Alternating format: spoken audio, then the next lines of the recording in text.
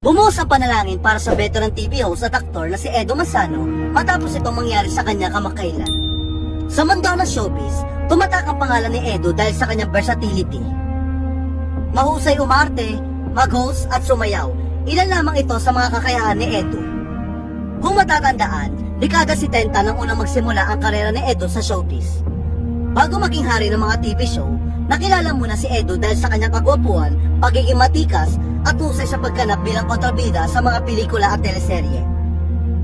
Hanggang sa nadiskubre nga ng lahat ang talento sa pag-host ni Edo. Kaya naman, hindi nagtagal ay nagisugi na siya ng mga TV shows. Nagkaroon ng sarili show si Edo tulad ng Monday Night with Edo, Not So Late Night with Edo, at The Edo Manzano Show.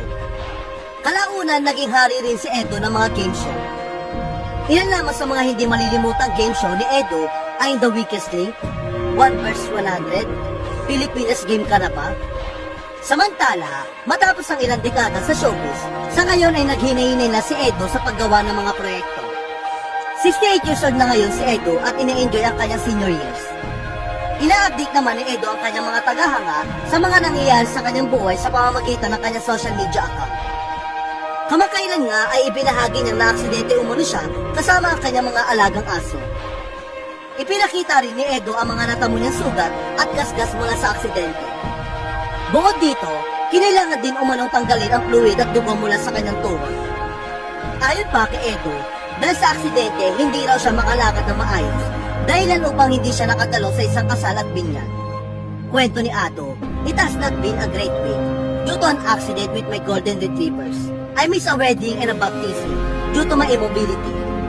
Yesterday, Dr. Mark Edmonton of Medical City Santolan had to extract another 30cc of fluid and blood from my knee after an initial 50cc the other day.